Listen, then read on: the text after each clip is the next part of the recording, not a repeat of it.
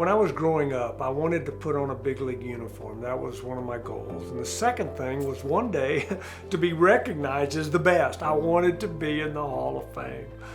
And so I was preaching in a church a few years ago, and someone came up to me and said, "Well, Bobby, you are in the Hall of Fame." I said, "No, I'm not in the Hall of Fame. You got to play a long time to be in." He said, "No. In 1981, we had the strike in Major League Baseball. Well, I was in the big leagues. Well, I went in the day before the strike and I asked the Orioles if they would send me down to Rochester because that was my home city, my church, and plus I wanted to get paid. I was taking care of my mother-in-law because my father-in-law had passed away, so I was taking care of her and her two kids at home. So I needed the money, so I asked to be sent down. Well, when I got sent down to AAA, because Major League they're on strike. The Rochester Red Wings, we played the Pawtucket Red Sox. That is Boston Red Sox AAA team. Well, guess what? In Cooperstown, there's a little glass case of the longest game in the history of baseball. I played every inning of that game. 33 innings. 8 hours and 10 minutes. Fluke game that'll never happen again. And when I heard that, I just kind of started weeping. I said, "Lord, you did give me the desire of my heart. I just got to be specific next time." Because I thought I'd be a long career, but I made it to the Hall of Fame, but as a game.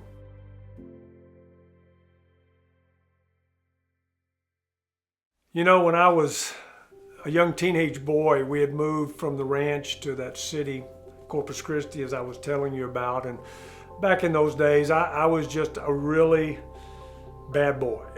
Let's put it that way. I don't want to glorify sin, don't want to get into the gory details of all of that, but I was a wicked young man. I really was. During my sophomore year, junior year, I began to experiment with sex. It was the sexual revolution in those days, and a girl got pregnant with my child. And so I remember telling my dad that, "Dad, there's a girl, I got her pregnant." So we went and met with her family, and it was discussed that we were not old enough. We didn't love each other, really. It was just a physical thing. And the young lady decided she was going to have the baby and then give the baby up for adoption. So you can imagine this young lady going to school with me and being pregnant. So she had such a hard time in high school, and of course I had a hard time in high school because I'm the father and I didn't do right. And anyway, it was a terrible, terrible time in high school. But the little boy was born, baby boy Bonner, and I signed what they call a release on there that I could not look for him ever. I gave up all rights to him, so I did.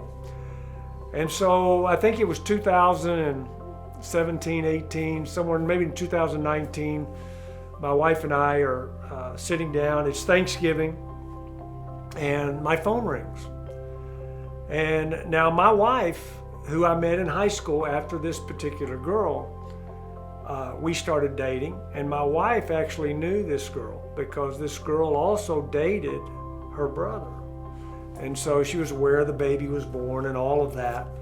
And but when we got married, Becky began to pray for this baby, wherever he was, because we knew it was a boy, and praying that hopefully he would get saved, hopefully he would be raised with some nice parents and all of that. And prayed for years.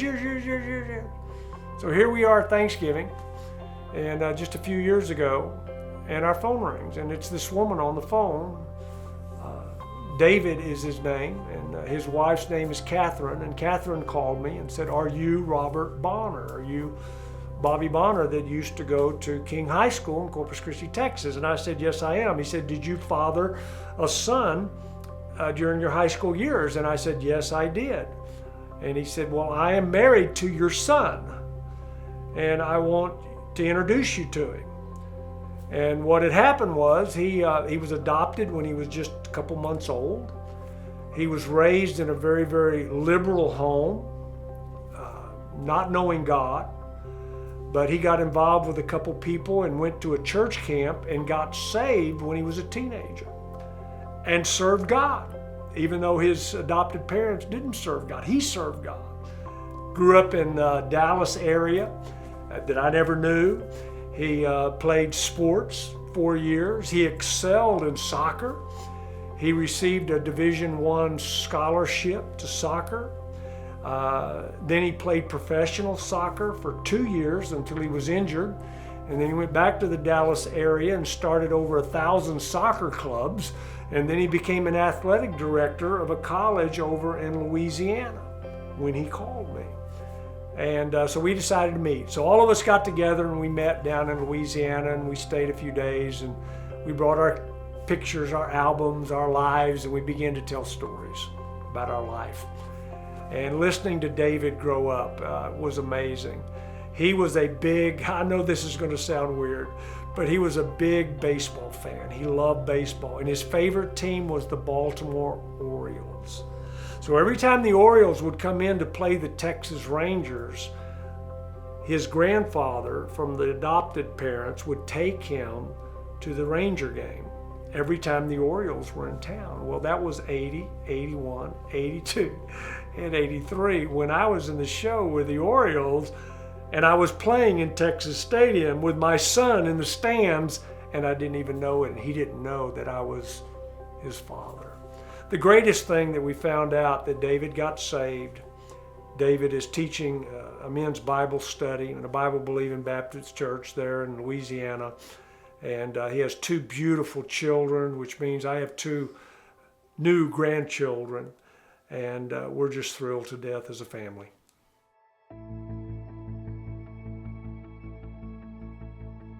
Every day when I get up, I'm amazed.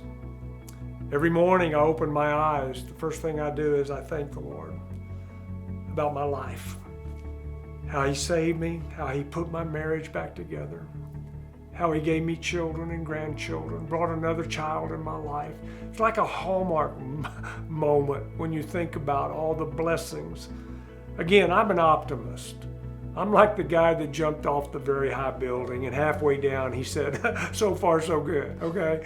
I'm an optimist all the way, because I believe and understand that book tells me what's ahead. And I look forward to seeing my Savior one day. But He's been so good to me, and He can be good to you if you'll trust Him. Remember, be in the Word every day. Pray. Seek God's face. Ask God to show you and find you and lead you to a Bible-believing church, and plug in. Because remember, there's 2 times to do right. There's 2 times to seek God, when you feel like it and when you don't. And I just want to thank you for listening to me today, and may God bless you. And He loves you.